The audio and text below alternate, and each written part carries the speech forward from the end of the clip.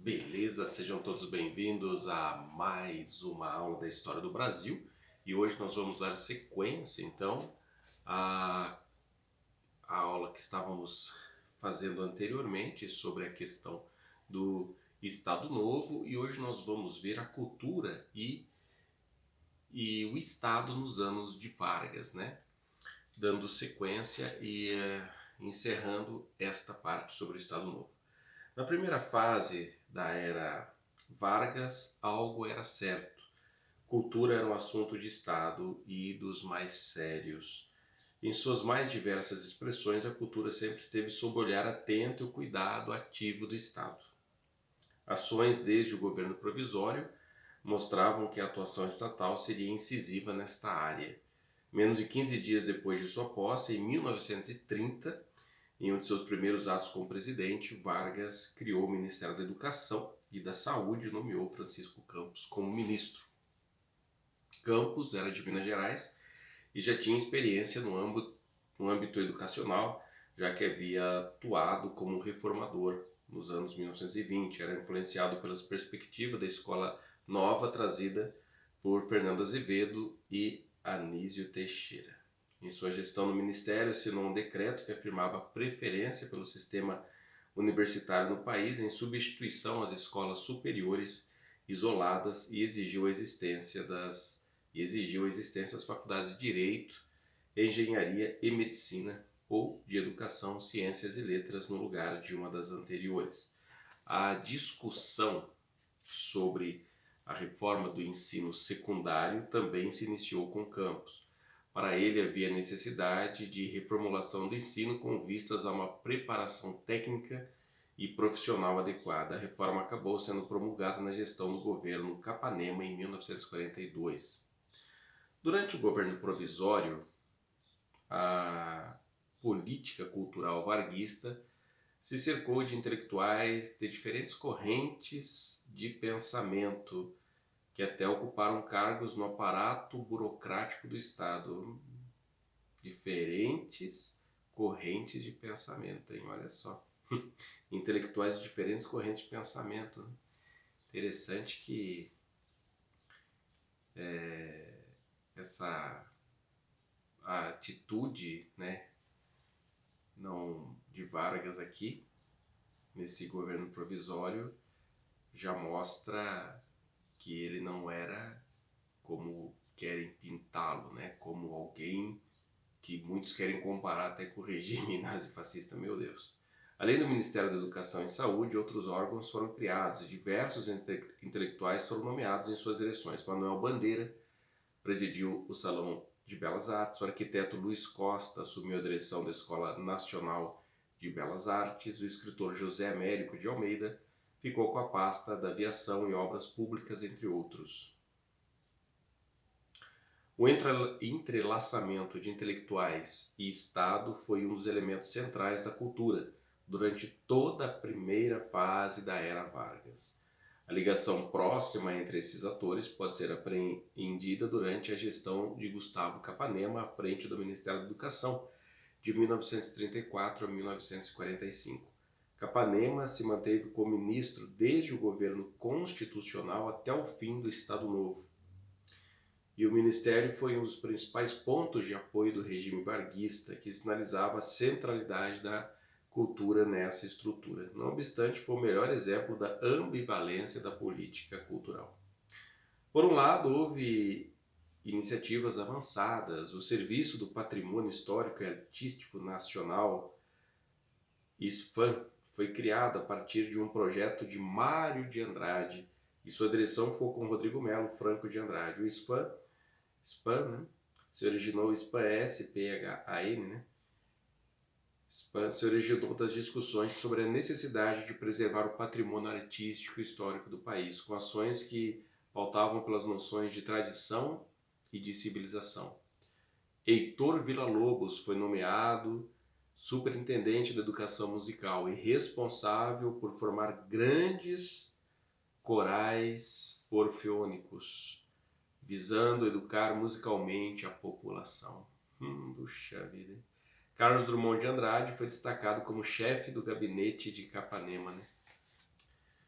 Drummond não compactuava com a ideologia do governo, porém tinha espaço de atuação. Ele não era um caso isolado, havia um mercado de cargos para intelectuais no serviço público, formando um amplo campo de convivência entre pensadores e artistas e o núcleo decisório do governo.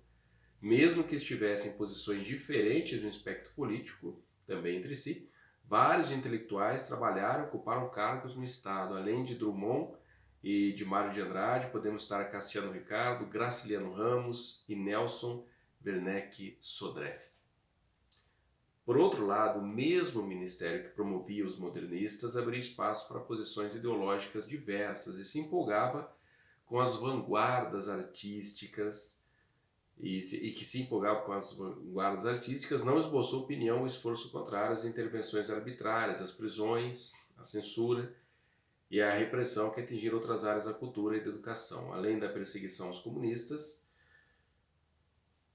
apesar de abrir a Universidade do Brasil, hoje a Universidade Federal do Rio de Janeiro, a UFRJ, fechou a Universidade do Distrito Federal, demonstrando esforço para padronizar o ensino superior com um caráter centralizador e que sufocava iniciativas mais liberais, né? Tem que ver se hoje, por exemplo, no dia de hoje, também não acontece o contrário, né? Não procura se sufocar iniciativas mais ligadas à direita, né? Ou seja, só a esquerda que é válida, né? No meio universitário. Então, a gente vê que quando se fala de uma linha que queira finalizar ou impedir a outra, né? Não é porque aquela outra ela vai trazer a convivência entre as ideias, é porque a outra também quer sufocar, né? Uma quer sufocar a outra, né? E não é porque uma é boa e a outra má, né? Porque não sabem se respeitar uma linha e a outra. E isso acontece até hoje, né? Nos dias de hoje aí a gente vê. De todo modo, a ambivalência do governo Vargas, especialmente no Estado Novo, demonstrou a conexão entre os intelectuais e o Estado. Foi durante o regime varguista que ocorreu uma mudança na atuação política dos pensadores e dos artistas. Agora você veja, né, o que existia no governo Vargas, essa conexão entre os intelectuais e o Estado, e muitos intelectuais que muitas vezes não concordavam com certas coisas do governo Vargas, mas participavam ali do governo. Isso é um fato que hoje em dia é difícil da gente encontrar, né? Então, ponto positivo aqui. Foi durante o regime varguista que ocorreu uma mudança na atuação política dos pensadores e dos artistas. Historicamente, a elite intelectual brasileira buscou se distinguir do resto da sociedade, ainda mais em um país marcado pelo analfabetismo de grande parte da população, pois teria um senso de missão e uma consciência iluminada. A partir de 1930, em vez de se manterem na, entre aspas, Torre de Marfim, os intelectuais direcionaram sua atuação para o Estado, vinculado à ideia de ordem, organização e unidade. Contrapontos à sociedade civil, tida como fragmentada e conflituosa. O Estado passou a criticar veementemente a posição isolacionista desses artistas e pensadores e começou a exigir que atuassem efetivamente na esfera pública e de acordo com as premissas estatais. Havia o consenso entre as partes, se não de todos os pensadores, pelo menos a maioria, de que o intelectual era de fato distinto do cidadão comum e a sociedade era imatura e confusa, precisando de um guia para orientar suas ações, suas condutas, ou melhor, prever seus anseios. Então, aquela velha história, né, de se acharem superiores, de se acharem melhor que os outros, acharem que estão em outro nível, que estão em outro patamar, e aquela velha máxima, né, de achar que a massa é inculta e não poderá estar no patamar deles, né, a velha arrogância e soberba. Podemos lembrar aqui a clara evidência de Vargas, que sempre era retomada nos discursos do ministro Marcondes Filho em seu programa Falando aos Trabalhadores Brasileiros. A visão da sociedade imatura é um dos postulados centrais do pensamento autoritário e cabia perfeitamente no Estado Novo. Dessa forma, o intelectual deixou de ser figura isolada para ser colaborador do governo e ter um dever para com a sua nação. Seria a união entre os indivíduos de pensamento e os indivíduos de ação, a simbiose entre pensadores e políticos. O conflito deu lugar à harmonia, outro elemento recorrente no discurso varguista que sempre buscava um apaziguamento entre os mais distintos segmentos sociais. E isso também é um ponto positivo, né? Buscar o apaziguamento entre os mais distintos segmentos sociais. Qual é o erro disso? Nenhum. Ou será que as pessoas elas sempre procuram ver erro em tudo, né? Então quer dizer que buscar o apaziguamento entre os mais distintos segmentos sociais é algo visto sempre, não, mas ele busca isso para se manter no poder, não sei o que tem. Quer dizer, todas as atitudes, sempre as pessoas vão querer inferir a subjetividade, né, em cima dessas questões para desfigurar aquilo que está sendo procurado, né, acontecer, no caso, o apaziguamento entre os mais distintos segmentos sociais. Então vamos pôr que tinham motivos escusos por trás disto, né? Mas qual seria o dever ou a função dos intelectuais? Eles eram parte da organização política e ideológica do regime e por isso participavam de um projeto político-pedagógico que visava difundir a ideologia vigente. Bem, isso em todo lugar, sempre vai ser assim, em todo governo, seja ele democrático ou, enfim, totalitário. Sempre que vai existir é um projeto político-pedagógico que visa difundir a ideologia dominante, seja ela direita, esquerda. Os pensadores artistas deveriam educar a população conforme os preceitos doutrinários do governo. Nada diferente do dia de hoje, seja que governo for. Nesse projeto educativo, durante o Estado Novo, havia 2 níveis de atuação: o Ministério da Educação e o Departamento de Imprensa e Propaganda, o DIP. O Ministério se preocupava com a educação formal e com a formação de uma cultura erudita. Já o DIP conduzia as ações referentes às manifestações populares, até mesmo com o controle das comunicações, como veremos adiante. Essas distinções auxiliavam no propósito de socializar a ideologia varguista e colocá-la no cotidiano popular. Além disso, os intelectuais seriam os intermediários entre o povo e o governo, pois eram capazes de compreender os anseios populares. Outra preocupação do regime Estado Novista era demonstrar que não era simplesmente um produto político e tinha sólida base cultural. Para os ideólogos, a instauração do Estado Novo exceder o campo político e concretizar os anseios da renovação nacional, personificados na figura de Getúlio Vargas. Nesse sentido, o autoritarismo não seria uma forma de manutenção de poder, mas a concretização de uma demanda social que não teria ocorrido antes, pois havia uma dissociação entre política e cultura. Tal dissociação começou a ser superada a partir de 1930, como a consequência da Revolução Literária ocorrida nos anos 20. Conforme aponta Veloso, a ideia é de que a revolução, abre aspas, a ideia é de que a revolução literária, pondo em xeque os modelos estéticos importados, estaria completo com a revolução política do Estado Novo, cujo objetivo seria o de combater os modelos políticos tidos como alienígenas, como o liberalismo e o comunismo, fecha aspas. A noção de renovação nacional, ruptura com modelos importados, foi a conexão entre as revoluções artísticas e política. O ápice desse elo ocorreu como Getúlio Vargas, ocupando uma das cadeiras da Academia Brasileira de Letras, a ABL, em 1943, quando se tornou um homem de pensamento e um homem de ação ao mesmo tempo.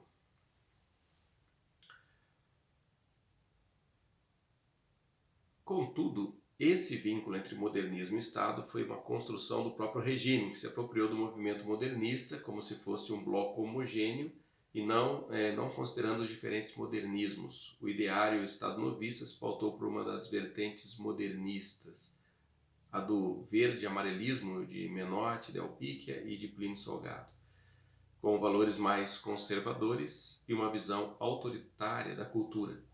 Essa corrente teve maior campo de atuação no Estado Novo. No entanto, como vimos, havia espaço também para intelectuais de outros matizes. As inserções no aparelho do Estado é que eram distintas. Os debates em torno da brasilidade também dominaram o cenário político-cultural da primeira fase da Era Vargas, que foi de 1930 a 1937. Havia uma preocupação em reconceituar o popular, pois seria a expressão autêntica da nação. Nesse processo houve uma inversão e o que era considerado autenticamente popular passou a ser visto pela chave da positividade. Foi um contraponto ao pensamento hegemônico dos anos iniciais da Primeira República, que colocava os males do país nas camadas subalternas e na herança racial, ainda que desde os anos 20 viesse se construindo uma valorização sobre o nacional, principalmente a partir dos modernismos. O projeto passou a ser a construção de uma nacionalidade triunfante, baseada na autenticidade da cultura popular brasileira e na mistura heterogênea de elementos culturais que compuseram a sociedade. Com isso, diversas práticas populares passaram a ser valorizadas, pois representavam nossa originalidade como símbolo da brasilidade. É preciso observar, porém, que muitas delas foram adaptadas por essa narrativa, o que significa dizer que foram desafricanizadas ou, entre aspas, civilizadas, adequadas aos padrões exigidos. Como exemplo, podemos citar a feijoada, que de comida de escravos passou a ser o típico prato nacional. E a capoeira, que perseguida criminalmente na Primeira República, foi oficializada pelo Estado Novo como modalidade esportiva nacional e entrou no hall das representações brasileiras. O futebol passou por processo semelhante, já amplamente popularizado nos anos 30 e nos anos 40. Por meio de jogos da seleção brasileira e de clubes se construiu um discurso sobre um suposto estilo próprio de jogar do brasileiro, característico da nossa habilidade, marcado pelo drible, pela ginga, pelo improviso, pela espontaneidade individual, fruto de nossa mistura de raças em contraposição ao estilo europeu. Para Gilberto Freire e outros autores que compartilhavam a ideia, nosso futebol era dionísico. Diz Freire, em 1945, no futebol, como na política, o mulatismo brasileiro se faz marcar por um gosto de flexão, de surpresa, de floreio, que lembra passos de dança e de capoeiragem, mas sobretudo de dança dionísica, dança que permite o improviso, a diversidade, a espontaneidade individual, dança lírica. Enquanto o futebol europeu é uma expressão apolínea de método científico e de esporte socialista, em que a ação pessoal resulta mecanizada e subordinada, a do todo brasileiro é uma forma de dança em que a pessoa se destaca e brilha. Fecha aspas. O discurso acerca do futebol brasileiro encontrou longa permanência nos imaginários coletivo nacional e internacional e é assim até hoje, né? Essa questão do nosso futebol, né? Ser um futebol diferente, né? E até hoje se fala, cadê? Quando se perde isso, né? Fala que o futebol está ficando... o futebol se perdeu a essência do futebol brasileiro, se perdeu a essência do gingado, do drible e tudo mais, não pode ser um futebol só de marcação e tal. Existe até hoje esta colocação, né? E realmente podemos dizer que o futebol brasileiro ele teve as suas particularidades mesmo justamente nesse surgimento, né, dessa coisa do gingado, do futebol sendo colocado como uma expressão essa miscigenação que dá diferente, fazendo assim com que o Brasil fosse um país singular, né? Essa é a colocação.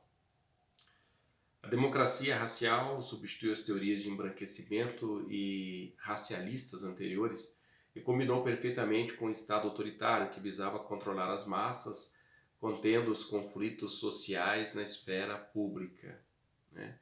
Então é sempre colocado, você perceba, né, que sempre qualquer atitude que mude a forma de pensar, porque falar sobre a miscigenação da sociedade de forma positiva, daí já vieram aqueles dizendo, mas isso é para que o Estado vise a controlar as massas, né?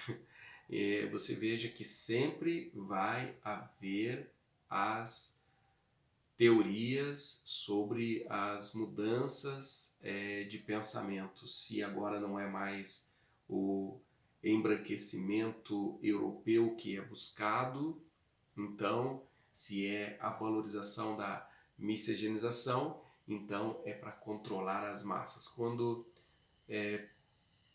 na meu modo de ver, a miscigenação e a valorização da sociedade brasileira miscigenada é algo extremamente positivo, né? E não podemos resumir isso a um pensamento de controlar as massas.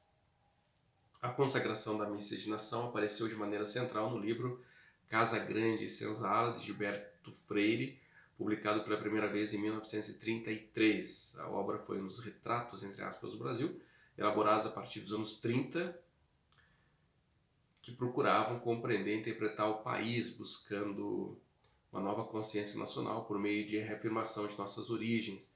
Era preciso conhecer a autenticidade brasileira e compreender nossa identidade nacional. Além de Freire, outros autores estavam dispostos a entender o Brasil e a pintar seus retratos.